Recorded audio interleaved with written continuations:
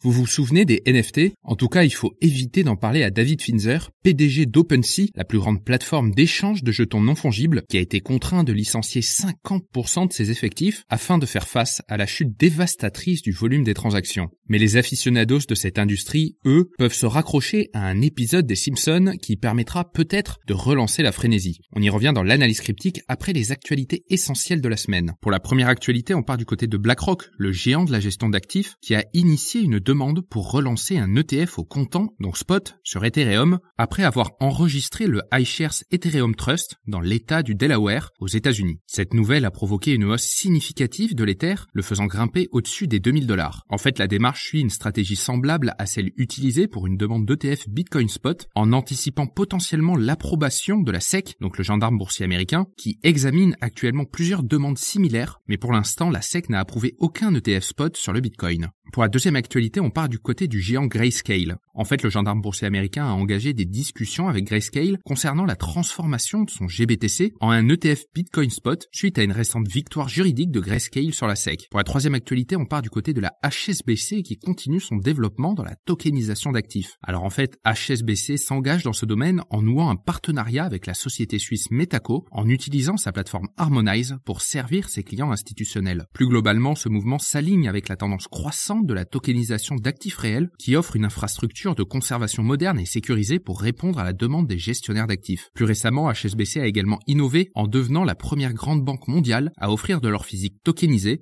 permettant à ses clients d'investir dans l'or avec des montants inférieurs à celui d'un lingot complet. Pour la dernière actualité, on part du côté de Robinhood, le géant américain du trading, qui étend ses opérations en Europe en commençant par le Royaume-Uni avec des services de courtage, puis en offrant le trading de crypto-monnaies dans le reste de l'Europe. Avec 87 milliards de dollars d'actifs sous gestion et une capitalisation boursière avoisinant les 9 milliards de dollars, Robinhood persiste dans sa stratégie de diversification. Cette expansion s'inscrit aussi comme une réponse à l'environnement réglementaire plus favorable en Europe comparé aux États-Unis, marquant ainsi un tournant significatif pour l'entreprise dans sa conquête internationale. Pour l'analyse cryptique de la semaine, on s'intéresse à l'industrie des jetons non fongibles qui semble être au bord de l'obsolescence. Mais pourtant, les éloges funèbres sont peut-être prématurés pour ce marché controversé mais innovant. David Finzer, PDG d'OpenSea, donc la principale place de marché de NFT, a fait une déclaration qui donne à réfléchir. Au milieu d'un cycle médiatique post-procès de Sam Bankman-Fried, Finzer a annoncé une réduction significative de ses effectifs, révélant qu'OpenSea réduirait son personnel de 50% tout en faisant simultanément allusion à un pivot stratégique vers OpenSea 2.0 revitalisé. Alors la raison de la réduction des effectifs semble être enracinée dans de dures réalités économiques. Le déclin précipité du volume des échanges, la pierre angulaire du modèle de revenu d'OpenSea, dresse un tableau financier obscur. Un tableau de bord du site Dune Analytics illustre de manière frappante ce déclin. Le volume d'échanges mensuels d'Ethereum via la place de marché OpenSea, qui représente la grande majorité de ces transactions, a culminé à 4,87 milliards de dollars en janvier 2022, mais a plongé à seulement 49 millions de dollars en octobre. Même en appliquant la commission standard de 2,5% de la société au volume d'échange sur Ethereum, le revenu des transactions cette année n'est que l'ombre de ce qu'il était auparavant. Les revenus d'OpenSea depuis le début de l'année provenant des transactions Ethereum seraient d'environ 62 millions de dollars contre 484 millions de dollars de revenus l'année dernière. Au-delà des chiffres bruts, et pour ne rien arranger, OpenSea a dû faire face à des réactions négatives de la part d'acteurs importants de l'industrie suite à la suppression progressive des creator fees, ainsi connus sous le nom de royalties, qui sont en fait les redevances traditionnellement perçues par les créateurs de NFT sur les ventes secondaires. Cette décision controversée, qui devrait être pleinement mise en œuvre d'ici février 2024, a hérissé la communauté des NFT. Cette décision a incité Yuga Labs, à l'origine de l'emblématique collection de NFT Bored Ape, à rompre ses liens avec OpenSea en faveur d'une collaboration avec son concurrent Magic Eden. Malgré les turbulences financières et les changements opérationnels chez OpenSea, l'impact culturel pop des NFT reste indéniable chez les aficionados de cet univers. D'ailleurs, la sensibilisation du grand public aux NFT a été clairement amplifiée par la récente émission spéciale d'Halloween des Simpsons. L'épisode, empreint de l'esprit caractéristique de la série, propose un série imprégné de langage cryptique de la blockchain et de l'exubérance parfois irrationnelle du FOMO ou la peur de manquer quelque chose qui anime le marché. Voici un petit aperçu de l'épisode. Homer transforme accidentellement son fils en NFT. S'il est bouleversé d'avoir perdu son fils dans le cryptoverse, ses sentiments sont partagés lorsqu'il lorsqu'il apprend que Bart vaut 1,5 million de dollars en tant que premier NFT humain. Pour sauver leur fils, Marge se transforme en NFT et entre dans la blockchain, qui dans la série est un train connu sous le nom de Blocktrain, avec un NFT parlant qui explique qu'il est alimenté par le carburant le plus abondant de l'univers, le FOMO. Après avoir accidentellement tué un autre NFT, Marge découvre que sa valeur a augmenté et qu'elle continue à augmenter avec de plus en plus de meurtres. Les fervents défenseurs des jetons non fongibles se sont appuyés sur le fait que les Simpsons ont la réputation de prévenir l'avenir, même la présidence de Donald Trump a été annoncée dans un épisode. Leur analyse basée sur la culture pop ont confirmé encore et encore que cet épisode prédisait certainement le début d'une nouvelle hausse pour les NFT. Voici ce qu'il fallait retenir dans l'actualité des crypto-monnaies cette semaine et on se retrouve la semaine prochaine pour un nouveau tour d'horizon.